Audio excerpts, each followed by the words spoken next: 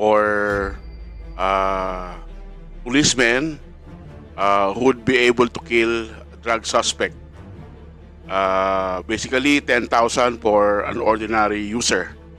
And for some officials like barangay captain or mayor, it's up to 50,000 pesos. All the details about the so-called drug war, including how the police were able to fake.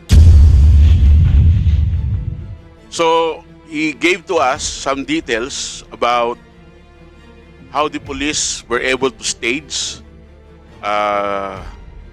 the buy-bust operation and the encounters. And most of them were not encounters but execution. Remove the CCTV cameras or point away the cameras or put them off so that their activities will not be recorded. And in some instances, when the drug suspects were still alive, they were brought to the hospital. But along the way, these drug victims were shot at close range to kill them. And this was confirmed by doctors we had interviewed that most of the victims were shot at close range because of the tattooing in their bodies and in their head. Some of the evidence were also planted, according to the police officers. Are we allowed to already to interpolate the resource speakers, or Well, are we... Chair, let's hear the others. It's just more. It's just a clarification on the other things, no. Okay, But can let's we- hear the others. Yeah, can we just listen first and Yes. then we ask later? I'd like to now recognize Mr. Mugato, who is from Reuters, no? Formerly, sir. Formerly, Your Honor.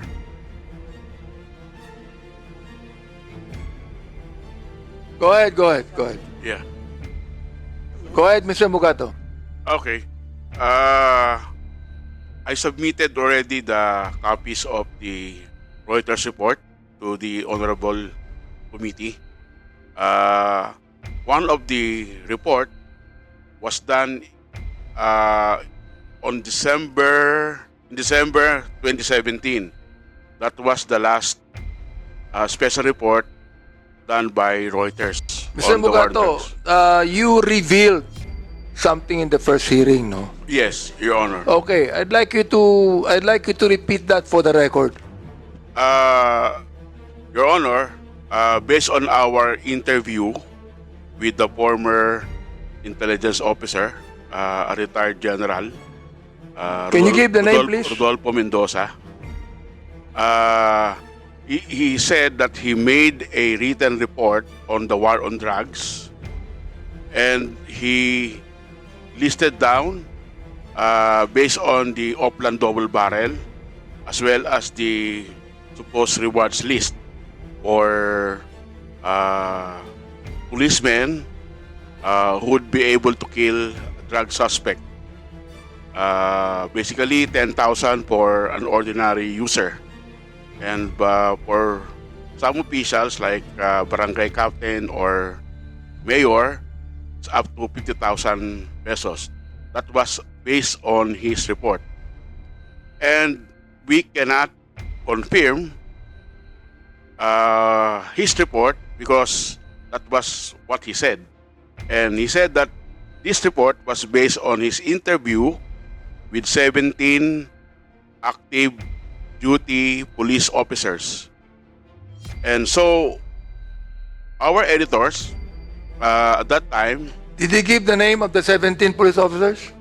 no, Your Honor, he did not give the names, but because we still doubted whether the report is authentic, we asked him if he could give us his sources on his report.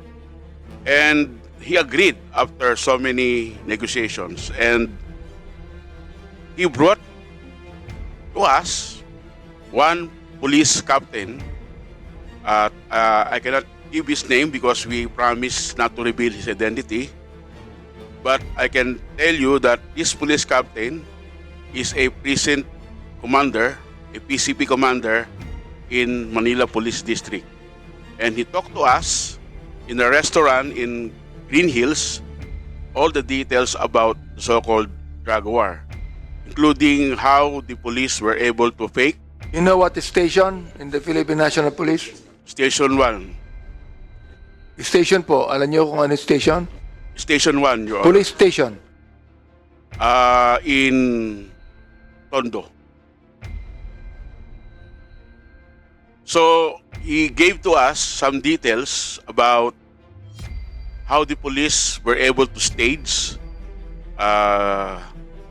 the buy-bust operation and the encounters. And most of them were not encounters but execution. No? And there were also instances when he said that they were able to remove the CCTV cameras or point away the cameras or put them off so that their activities will not be recorded. And in some instances when the drug suspects were still alive, they were brought to the hospital. But along the way, these drug victims were shot at close range to kill them. And this was confirmed by doctors we had interviewed that most of the victims were shot at close range because of the tattooing in their bodies and in their head.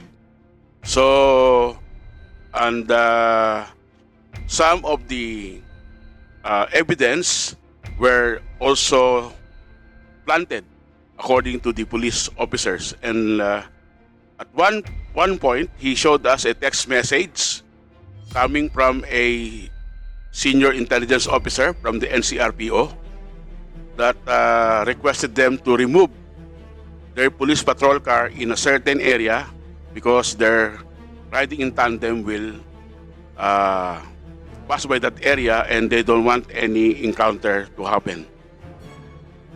Ang hirap nun, Mr. Mugato, what you're trying to tell us right now, if you will not give us the names of the individuals, that would be hearsay and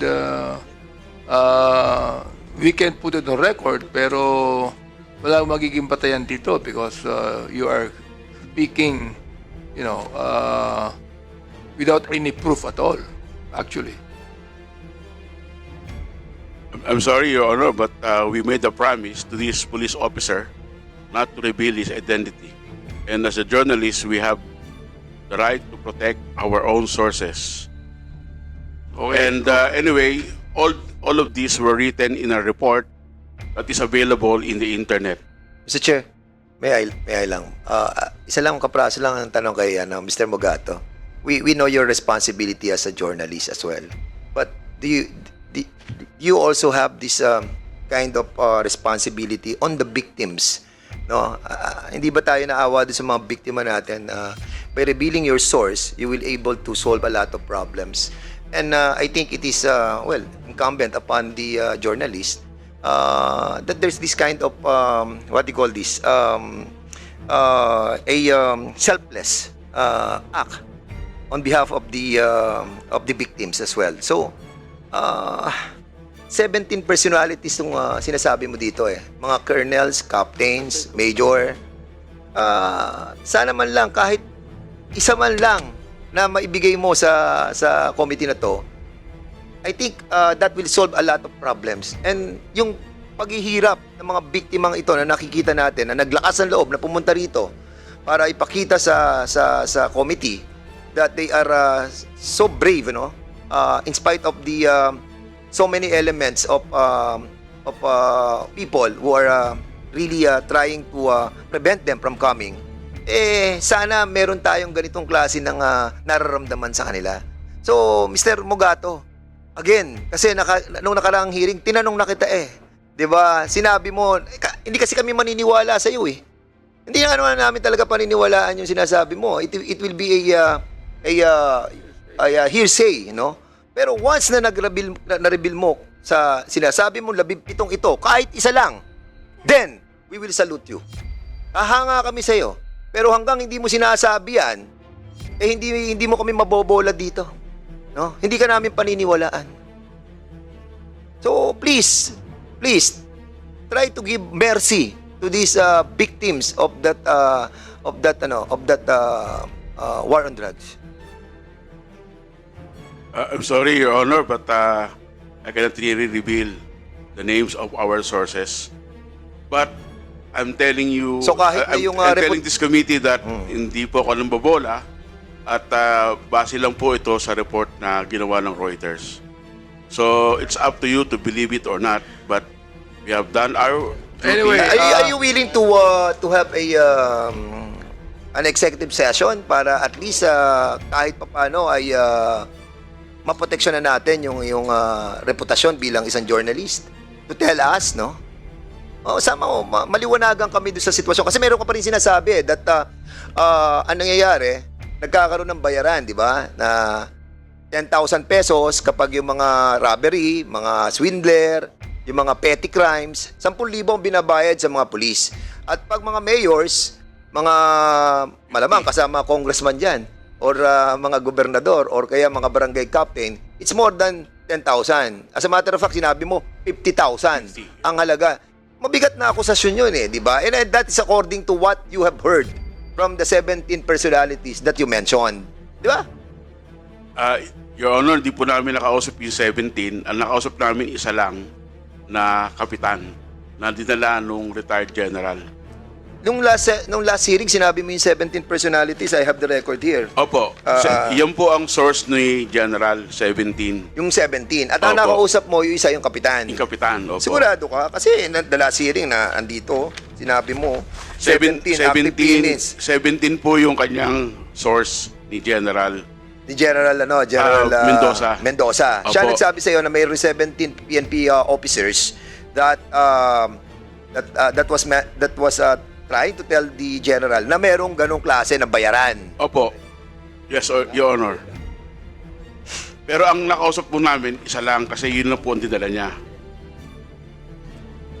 pero Okay. yung kapitan buhay pa, di ba? Siguro, na-promote na po.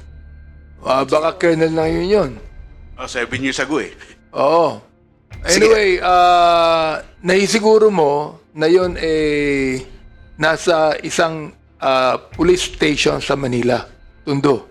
Before, Anong year po yun? 2017, April. Okay. Sino ang chief PNP during that time? Si Bato po. Si General Bato. General De Rosa. Alright. So, the next, I'd like to recognize Your Honor, just Attorney, a matter of... yes, Sorry, Your Honor. Attorney Conte, meron kang gustong, Yes, a matter of information, Your Honor. The document that Attorney Chel Diokno was referring to, I already put in the presentation at the previous session, Your Honor.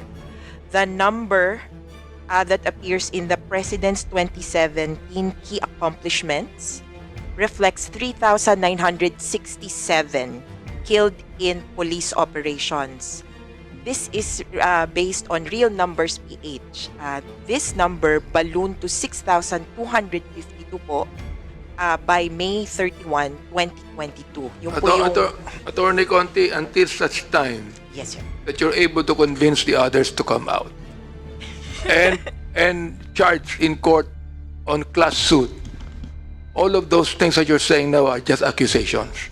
But Your Honor, these numbers are from a document released by the Presidential Communications Operations Office, which we were also able to independently obtain separately from Attorney Diokno. So this is Yes, a but public document. but who is accountable? I mean, sino doon accountable dito na charge na ba? But first, on the point that these numbers are claimed as accomplishments of the President, then perhaps we can establish as that. Yeah, Mr. Chairman, I got also that kind of report that she got right now. And I just photo copy it in from the laptop of Congresswoman Franz. But Mr. Chairman, if I may, kasi I just wanted to question Attorney Jokno. Kasi kanina may sinasabi si Attorney Jokno na 16,355. Di ba? Correct ka doon na it was 16,355. And sa year-end report ng Malacanang during that time on 2017, it was indeed 16,355 homicide cases under investigation, but no riding in tandem that was mentioned. Wala, di ba? But it was homicide. Chairman, Can you kindly reply on that, Attorney Jokno? Yeah, after you reply, I'm going to recognize Congressman Carabs. Yes, Your Honor. There are two types of killings that occurred during the war on drugs. One type were those who were killed, yung sinasabi po mga nanlaban, killed during police operations, anti-drug operations, by bust, tapos lumaban daw at napatay. The other kind, as we know from the so many reports that came out during that time, ay yung mga nahanap na bangkay na meron nakalagay na sign na drug addict ako, kaya yung mga napatay na riding in tandem. Yun po yung tinuturing na homicides under So in other words, investigation. Attorney Jokno, yung sinasabi mong 6,355 that was mentioned in the year-end report of the former president noong 2017, lumalabas yung 16,335 categorized into two. 16,355. Na-categorize into two. Yes, Your Honor. That is correct. So, Attorney Mediadia, will you confirm this report that was nakita ko rin sa internet that 16,355 in accordance with the report of the former president, homicide cases under investigation July 1, 2016 to September 30, 2017. Is this correct?